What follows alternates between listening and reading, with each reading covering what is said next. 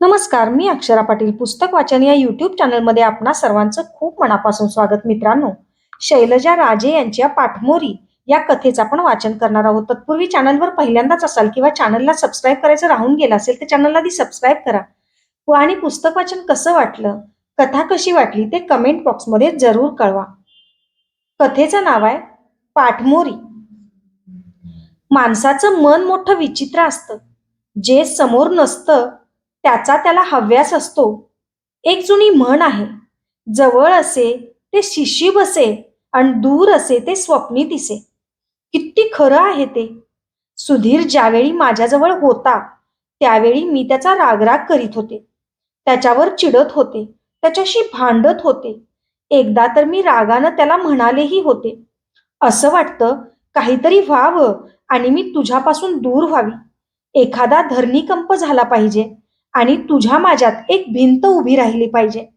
तुझं तोंड सुद्धा पाहायला मिळू नये मला. अगदी खरंच विटलाय माझा जीव तुला. मी असं एवढं विटावं असाच अलीकडं सुधीर वागत होता. आईबाबांच्या मनाविरुद्ध लग्न केलं होतं. माझा गरिबीवर राग नव्हता. सुधीरला मिळणाऱ्या तुटपुंज्या पैशात जगायला मी खुशीत तयार झाले होते. पण लग्नापूर्वी त्याच्या कलेवर लुब्ध झालेली मी, लग्नानंतर त्याच्यातले काहीतरी अवगुण मला समजले होते. त्याचं बासरी वादन अप्रतिम होतं, याबद्दल प्रश्न नव्हताच. मीच त्याला पूर्वी किती वेळा म्हणाले आहे, पूर्वीच्या कृष्णावर केवळ त्याच्या बासरीनं गोपिका भाळत होत्या. पण मला वाटतं तुझ्यावरही अशा कितीतरी गोपी फिदा असतील. माझ्या ओठांवर आपली बासरी टेकीत तो म्हणायचा. पण कृष्णाची राधा एकच होती, माहिती आहे ना. त्यावेळी मी ते खरं मानलं होतं. जीव तोडून त्याच्यावर प्रेम केलं होतं. आईच्या रागावण्याला, बाबांच्या दरडावण्याला धूप घातली नव्हती. मैत्रिणी म्हणाल्या होत्या, श्यामल, अगं तो सिनेमा लाईन मधला माणूस, कसली कुणाच्या नादी लागली आहेस. नादी? प्रेम करतीये मी त्याच्यावर. माझं उत्तर ठरलेलं होतं. जिच्यामुळं माझी आणि सुधीरची ओळख झाली होती ती उषाही कधी कधी कळवळून म्हणे, हे असं काही होणार आहे हे मला कळलं असतं तर मी तुला बोलावलंच नसतं त्या दिवशी. माझं ऐक, त्याचा नाद सोडून दे. तू कुठं आणि तो कुठं. प्रेमाला असली वर्गवारी माहीत नसते उषा. मी BA झाले म्हणजे काही स्वर्गाला हात पोचले नाहीत. उलट त्याची बासरी मला स्वर्गसुख देते. मलाच नाही तर तुम्हालाही. आठव बरं तो दिवस, आपण साऱ्याच एखाद्या नागिनीसारख्या डुलत नव्हतो, त्याच्या सुरावर लुब्ध झालो नव्हतो. माझ्या असल्या बोलण्यावर कोण काय बोलणार होतं आणि कुणी काही बोलावं अशी माझी इच्छाही नव्हती. उलट दर भेटीत मी उषाला म्हणत होते, खरंच उषा, तुझे उपकार मानावे तेवढे थोडे आहेत. त्या दिवशी तुझ्या दादाच्या वाढदिवसाला तू बोलावलंस आणि सुधीर मला मिळाला. त्याचं बासरीवादन ऐकलं न मी भानच विसरले बघ. सारेच मला मूर्खात काढीत, पण माझी कुणाचंच काही ऐकून घ्यायची तयारी नव्हती आणि अखेर एक दिवस मी घरातून पळाले आणि सुधीरशी लग्न करून मोकळी झाले. त्याच्या 8x6च्या खोलीत मी माझं नंदनवन फुलवलं. ती खोली हाच माझा स्वर्ग होता. माझा आनंद अवघ्या विश्वाला व्यापून राहिला होता. पण प्रेमाची नशा हळूहळू ओसरली. संसार म्हणजे फक्त प्रेमाचे लाडे लाडे बोलणे नव्हे हे समजले. जास्त कमवायला हवं हे सुधीरला आणि मलाही कळलं. मी एका शाळेत नोकरी धरली. सुधीर स्टुडिओत अधिक वेळ थांबू लागला. अनेक म्युझिक डायरेक्टरांच्या ऑर्केस्ट्रात त्याचं बासरीवादन समाविष्ट झालं. तरीही आम्हाला पैसे पुरत नव्हते. मी हट्टानं 2 खोल्यांचा स्वतंत्र ब्लॉक घ्यायला लावला होता. त्याचा हप्ता म्हणजे माझा अख्खा पगार होता. घर खर्चाला लागणारे पैसे सुधीरनं द्यायला हवे होते. एवढं काम करूनही सुधीर पुरेसा पैसा मिळवत नव्हता. हळूहळू मला कितीतरी गोष्टी समजत होत्या. सुधीर अनेक भानगडीत गुंतलेला होता. स्टुडिओतल्या एक्स्ट्रॉन्समध्ये तो रमत होता. त्याचा बराचसा पैसा असाच उधळला जात होता. त्याने आता असं वागू नये हे मी त्याला परोपरीनं विनवीत होते. आता तो जबाबदार गृहस्थ झाला याची जाणीव देत होते. त्यातच मी आई होणार होते हेही त्याला समजायला हवं होतं. पण सारं फुकट होतं. मी बाळंत झाले त्या दिवशीही तो माझ्याजवळ नव्हता. अखेर आईची मायाच मदतीला धावून आली होती. बाळाच्या जन्मानंतर मी शुद्धीवर आले तेव्हा आई माझ्याजवळ बसलेली होती. मला शुद्धीवर आलेली पाहताच ती हसली आणि म्हणाली, किती गोड आहे ग माझा नातू. उषानं कळवलं मला. मग जीव राहीना. आईचं मन कसं असतं हे कळेल आता तुला. आणि दिवसेंदिवस ते मला कळत होतं. मी शाळेत जाताना बाळाला आईकडे पोहोचवत होते.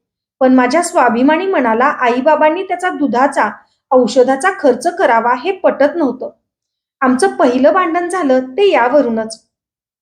बाळाच्या दुधाचं बिल मी त्याच्याकडे मागितलं, तेव्हा तो बेडरपणे म्हणाला, हे काय? अगं तुझे बाबा ना दूध घेतात त्याचं. मला त्याचा संताप आला होता. कलावंताची मधुर वृत्ती त्याच्यापाशी नव्हती. तो लबाड होता. मी आता ओळखलं होतं. कधी कधी त्याला टाकून दूर कुठंतरी निघून जावं असं मला वाटायचं. माझ्याशी त्यानं चालवलेली प्रतारणा असह्य व्हायची. पण केवळ बाळाचा विचार करून मी त्याच्यापाशी राहत होते. घर सांभाळत होते. सुधीरचा मला आता वीट आला होता. पण म्हणून त्याचा शेवट असा व्हावा असं मात्र माझ्या मनात कधीच आलं नव्हतं. त्या दिवशी मी नेहमीप्रमाणे त्याची वाट पाहत होते. तो केव्हा तरी रात्री येणार. येणार तो नशेतच असणार हे सर्व मला माहीत होतं. तरीही त्याची वाट पाहण्याची माझी सवय मोडली नव्हती. मी मुलांच्या वह्या तपाशीत होते आणि बेल वाजली. तो सुधीर नव्हता हे बेल वाजवण्यावरून मला समजलं होतं. रात्री 11 वाजून गेले होते. मी भीत भीतच दार उघडलं. समोर पोलीस उभा होता. सुधीरला ट्रकचा धक्का लागला होता. मी बाळाला आईकडे पोहोचवून बाबांच्या बरोबर दवाखान्यात पोहोचेपर्यंत सर्व संपलं होतं. सुधीरचा राग, तिरस्कार मनात भरलेला असूनही त्या क्षणी मी शुद्ध हरपून बसले होते. आठवत राहिले ते सुधीरचे सूर. या धक्क्यातून सावरायला मला बरेच दिवस लागले. नकोसा वाटत असलेला सुधीर मला सारखा आठवत होता. मी मनाशी आक्रंदत म्हणायची, राजा, मी जे बोलले ते खरं नव्हतं रे. असा कसा तू एकदम सारं टाकून गेलास? निदान माझ्याशी एखादा शब्द तरी बोलायचा होतास. तुला माझी, बाळाची आठवण नाही आली? पण आता या रडण्याचा काही उपयोग नव्हता. मला बाळासाठी जगायला हवं होतं. आईनं बाळाची जबाबदारी घेतली. बाबांनी ब्लॉकची किंमत एकदम भरून टाकली. माझ्या पगारात मी आणि बाळ जगू शकत होतो. माझा स्वाभिमान मला आईबाबांचे ते उपकारही फेडण्याचा बजावित होता. एकदा मी बाबांना म्हणालेही, बाबा, बाळ थोडा मोठा झाला की मी ट्युशन्स घेईन. शक्यतो तुमचे 10,000 फेडण्याचा प्रयत्न करीन. अगं, काय बोलतेस हे? आणि कुणाला? आईनं दटावलं होतं. पण मी माझी बाजू मांडली होती. मीच एकटी काही बाबांची मुलगी नव्हते. अजून मिनल होती, मंदार होता, निनाद होता आणि माझे बाबा काही फार श्रीमंत माणूस नव्हते. त्यांची परिस्थिती बरी होती एवढंच. आणि खरोखरच बाळ मोठा झाला आणि मी कितीतरी शिकवण्या धरल्या. आशाच्या एका शिकवणीमुळं माझी विश्वासी ओळख झाली. मी ज्या मुलाला शिकवायला जात होते त्या मुलाच्या घरी विश्वास पाहुणा म्हणून आला होता. मी शिकवत असताना तो कधी मधी त्याच खोलीत वाचत बसे. मधूनच एखादा शब्द बोले. माझ्या शिकवण्याच्या कौशल्याबद्दल प्रशंसा करी. मी एक होरपळलेली स्त्री होते. पण माझं मन अजून जागं होतं. वयाची 25 वर्ष मी पुरी केली होती. अजून केवढं मोठं जीवन माझ्यासमोर उभं होतं. गोठलेलं, गारटलेलं माझं मन विश्वासच्या स्नेहाच्या उभेनं सुखावत होतं. मला त्याचं बोलणं ऐकावंसं वाटत होतं. माझी सारी हकीकत विश्वासला समजली होती. मी सांगताच माझा स्वाभिमानी स्वभाव त्यानं ओळखला होता. त्या दिवशी आईला कुठेतरी जायचं होतं. मिनलचं गॅदरिंग होतं. त्यामुळे मी बाळाला बरोबर घेऊन ट्युशनला आले. विश्वासनं विचारलं, हा कोण? माझा मुलगा. मी स्वाभिमानाने उत्तर दिलं. मी एका मुलाची आई आहे याचा मला खरंच अभिमान वाटत होता. बाळ हा माझ्या आनंदाचा ठेवा होता. विश्वास बाळाशी खेळत राहिला. माझ्या शिकवणीत एकदाही बाळ आडवा आला नाही. मला पोचवायला विश्वास घरापर्यंत आला. काम संपल्यावर विश्वास त्याच्या गावी परत गेला. खोटं कशाला बोलू? मला चुकल्यासारखं वाटत राहिलं आणि एका शनिवारी मी शाळेतून बाहेर पडते तर विश्वास गेट बाहेर उभा होता. मुद्दाम मला भेटायला आला होता. माझं मन मोहरून आलं. त्याचा पिसारा फुलला. त्याच्याबरोबर जशी तरंगतच मी घरी आले. विश्वासनं आल्या आल्या बाळाला उचलून घेतलं. मी समाधानानं हसले. माझ्या मनातली रुखरुख कमी झाली. मग विश्वास येतच राहिला. शनिवार रविवार तो माझा पाहुणा असे. तो स्वभावाने चांगला होता हे तर मला दिसलंच होतं, पण दुसऱ्या अनेक गोष्टी त्याच्यापाशी होत्या. मुख्य म्हणजे तो वेल सेटल होता. माझ्या बाळावर माया करीत होता. मी पुन्हा एकदा प्रेमात पडले. प्रेम करायचं ते हातचं न राखता हा जणू माझा स्वभाव होता. पूर्वी शनिवारी रविवारी मी बाळासाठीच सारे कार्यक्रम आखायची. आता शनिवार रविवार विश्वासचे असायचे. नाटक, सिनेमा, पिकनिक असे कार्यक्रम आम्ही आधीच ठरवत होतो. कारण रविवारी शेवटच्या गाडीनं विश्वासला जायलाच लागायचं. तो शनिवारी येईल तेव्हा मी तयारीत असावं अशा हिशेबानं सारं ठरलेलं असायचं. कधी बाळ बरोबर असे, कधी नसे. मला विश्वास हवा होता. प्रेमाला भुकेलेली मी. माझी फार उपासमार झालेली होती. आता नव्या जीवनात मी पारणं फेडून घेणार होते. एका भेटीत मी विश्वासला म्हणाले, "आता हे पुरे झाले. बाळाची जबाबदारी तू घेणार आहेस. खरं ना? मग मी ही नोकरी सोडून देते. आपण तुझ्या गावी जाऊ. लग्न करू. मला खूप छान संसार करायचा आहे रे. माझी संसाराची सारी स्वप्न अपुरी राहिली आहेत. श्यामल, श्यामल राणी, माझं तुझ्यावर खूप खूप प्रेम आहे ग. तुला मी खूप सुख देईन. मला फार आवडतेस तू." विश्वासच्या शब्दाशब्दातून मला प्रेमाची ग्वाही मिळत होती. माझं मन पूर्ण विकसित गुलाब पाकळीसारखं डुलत होतं.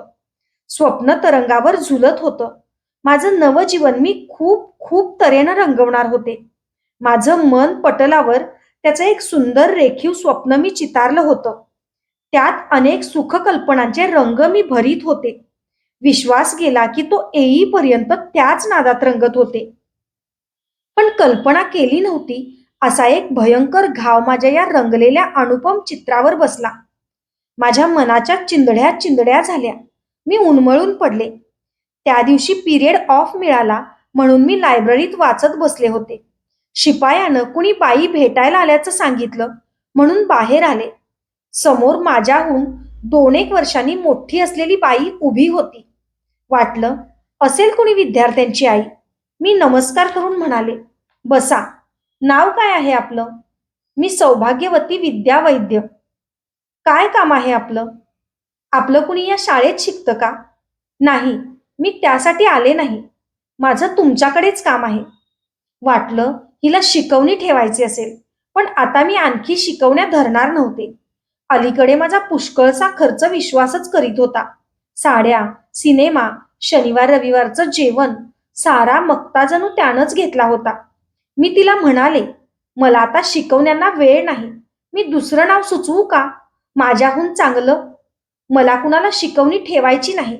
माझं तुमच्याशीच काम आहे. तुम्ही विश्वास वैद्यांना ओळखता ना?" मी त्यांची बायको. शेपटावर पाय पडलेल्या नागिनीसारखी मी ताठ झाले. माझ्या शब्दांवर विश्वास बसत नव्हता. मी विस्फारलेल्या नजरेनं तिच्याकडं पाहत राहिले. तिनं पर्स उघडली आणि माझ्या समोर एक फोटो धरला. माझ्या डोळ्यांसमोर काळा कुट्ट अंधार पसरला. फोटोत विश्वास तिच्या शेजारी उभा होता. त्यांच्या लग्नातला तो फोटो होता. त्याच्याखाली तारीखही लिहिलेली होती. मला घाम फुटत होता. घशाला कोरड पडली होती. हे काय पाहत होते मी? असं कसं झालं? विश्वासनं मला फसवलं होतं. माझा विश्वासघात केला होता. माझं सारं विश्व उद्ध्वस्त झालं होतं. तिनं फोटो पर्समध्ये टाकला. ती माझ्याकडे पाहत होती. मला एकदम हुंदका फुटला. तिचा हात धरून मी म्हणाले, "मला मला हे माहीत नव्हतं हो." ती मलूल हसली. म्हणाली, "मला वाटलंच होतं." "कसं सांगू तुम्हाला? या विश्वासनं माझा फार छळ चालवला आहे हो. मला 2 मुलं आहेत. हा आमचे किती हाल करतो कल्पना नाही येणार तुम्हाला. मी आणि माझी मुलं अक्षरशः कधी कधी याच्या छळण्यानं भेदरून जातो. पोरांचं अन्न तुटलंय." मला माझे पूर्वीचे दिवस आठवले. सुधीरनं काय काय केलं होतं. त्यावेळी मी सुधीरच्या त्या नटव्या मैत्रिणींना शिव्या देत होते. त्याचा असाच छळ सोसत होते. विश्वासीला पैसे देत नव्हता. मुलांचे हिचे हाल होत होते आणि माझ्यावर तो वाटेल तसा पैसा खर्च करीत होता. मी तिच्याकडे पाहिलं. तिच्या अंगावर एक पांढरी हातमागाची साडी होती आणि मी नेसले होते परवाच त्यानं घेतलेली कोटा. ती मुलायम साडी ही मला रुतायला लागली.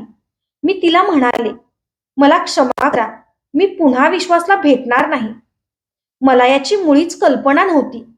ती उठली, निघताना म्हणाली, "कसं सांगू तुम्हाला? वाण्याचं बिल थकलंय. त्यानं जेमतेम घरभाडं दिलंय.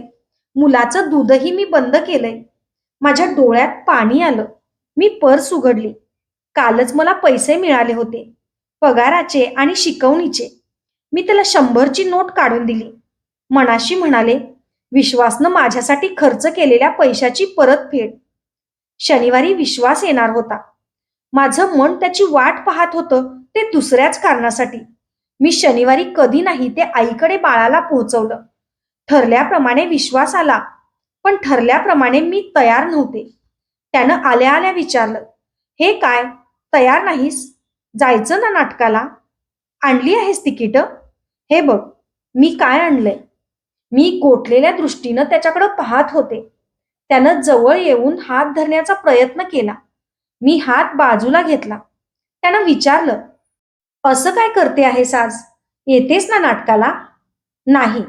मी ठाम आवाजात उत्तर दिलं. "का? बरं नाही का वाटत?" "फार बरं वाटतंय. एका फार मोठ्या अपघातातून वाचवलं मला विद्यानं." विश्वास दचकला. माझ्या शेजारी बसला. त्याची नजर काकुळती झाली होती. माझा हात त्याने बळेबळेच हाती घेतला. म्हणाला, "अखेर विद्या आली होती तर." "हो, तिनं यायलाच हवं होतं. आली नसती तर फार मोठा अनर्थ घडला असता." "श्यामल, श्यामल, माझं ऐकून घे." "काय ऐकायचं तुझं? हेच ना, माझं तुझ्यावर प्रेम आहे वगैरे वगैरे." मी फसले, पण आता नाही फसणार. जो आपल्या मुलांच्यावर प्रेम करू शकत नाही, तो माझ्या मुलावर प्रेम करणार? कृपा करून तू जा. नापेक्षा मला इथून जावं लागेल. माझ्या बोलण्यातली सत्यता त्याला पटली असावी. तो गेला, पण सोमवारी माझ्या नावावर एक जाडजूड पत्र आलं. त्याचं लग्न लहानपणी झालं होतं. त्याला विद्यानं फार छळलं होतं. तो मुलांचे हाल करीत नव्हता. त्यांची सोय त्यानं केली होती. तिच्याकडे तो डायव्हर्स मागत होता आणि ती देत नव्हती. त्याचं माझ्यावर खरंखुरं प्रेम होतं वगैरे वगैरे. पत्र खूप तळमळीनं लिहिलं होतं. शब्दाशब्दातून माझ्यावरच्या प्रेमाची ग्वाही दिली होती. क्षणभर माझं मन विचलित झालं, पण क्षणात मी स्वतःला सावरलं. विश्वासची मनाला सवय झाली होती. प्रेमाचा डाव पुन्हा एकदा फसला होता. ही हार मला कुणालाच सांगता येत नव्हती. आईनं विचारलं तेव्हा मी म्हणाले, "तो कुठंतरी दूर गेलाय वाटतं." मला कल्पना नाही. आईनं माझ्याकडं एकदा पाहिलं आणि मग तो विषय तिनं पुन्हा काढला नाही. सुदैवानं मला आई-वडील खरंच फार चांगले मिळाले आहेत.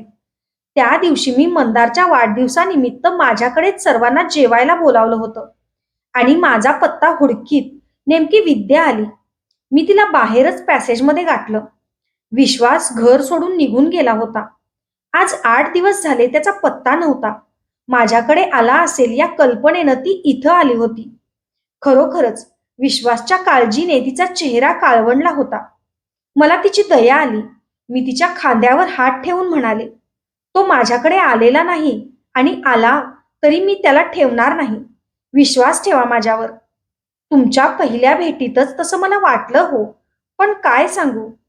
हा विश्वास असा आहे की कुणीही भाळतं त्याच्यावर. आता आणखी कोण मिळालीये का कुणास ठाऊक. माझं एक काम करता? मला कसंही करून ₹50 द्या. फार गरज आहे हो. धाकटा मुलगा आजारी झालाय. डॉक्टर म्हणतात निमोनिया आहे. यावेळी मला पैशांची गरज होती, पण मी मुकाट्यानं पैसे काढून दिले. आईनं विचारलं, "कोण ग?" "शाळेतली एक बाई. तिला पैसे उसने हवे होते." मी खोटं बोलले आईशी. 2च दिवसांनी विश्वास माझ्या शाळेत आला.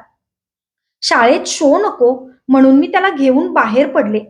विद्या त्याचा शोध करीत असल्याचं सांगताच तो म्हणाला, "माहीत आहे मला. मी आता तिथूनच आलो." ती आता घटस्फोट द्यायला तयार झालीये. अजूनही माझ्या मनात काही चलबिचल होते का हे तो आजमावीत होता. मी त्याच्या बोलण्याकडे लक्षच दिलं नाही. हातानं कॉफीच्या कपाशी चाळा करीत राहिले. त्यानं माझी हनवटी वर उचलली. माझ्याकडे गहिऱ्या नजरेनं पाहत तो म्हणाला, "मुद्दामच काही दिवस बेपत्ता झालो होतो. मी जीवाचं काही बरं वाईट करून घेईन या धास्तीनंच विद्या घटस्फोट द्यायला तयार झाली." मी तसंच तिला सांगितलं. म्हणालो, "माझं श्यामलवर प्रेम आहे. तू जर डायव्होर्स दिला नाहीस तर मी जीव देईल. श्यामल आता ती डिवोर्स त्याला तयार झाली. राणी, आता तरी तू माझी होशील ना? माझं तुझ्यावर खरंच फार प्रेम आहे ग. मनात कुठंतरी काहीतरी हालत होतं. क्षणभर मन थरथरलं. दुसऱ्याच क्षणी विद्या आठवली. विश्वासनं जीवाचं बरं वाईट करून घेऊ नये म्हणून स्वतःच्या सुखाची होळी पेटवणारी, त्यात जळून जाणारी तिची 2 लहान मुलं आठवली. त्यांचं भवितव्य काय? आज हा माझ्यासाठी आपली मुलं सोडायला तयार झालाय. उद्या आणखी कोणी भेटली तर हा काय माझ्या मुलासाठी अडकणार आहे? छे छे, विद्येपेक्षा मी काही कमी नाही. पतीपेक्षा तिला दुसरं काहीही श्रेष्ठ वाटलं नाही. आपली मुलंही तिनं कमी लेखली काय? मी विश्वासला विचारलं, मुलांचं काय करणार तू? त्यांना कुठंही ठेवता येईल. त्यांची थोडीफार सोय करता येईल. विद्या मुलांना सोडायला तयार आहे. होईलही. का? पण आपल्या घरी मुलं नकोत. बाळालाही. त्याची काळजी तू करू नकोस. तू तुझ्या मुलांचं पहा. मी माझा बाळ सोडणार नाही. कशाच्याही मोबदल्यात. समजलास? विश्वास, गुड बाय. मी कोणत्याही परिस्थितीत तुला जवळ करणार नाही. विद्याच्या सुखाच्या बदल्यात मला माझं सुख नको आहे. मी जशी आई आहे, तशीच तीही एक आईच आहे. तिला माझा निरोप सांग.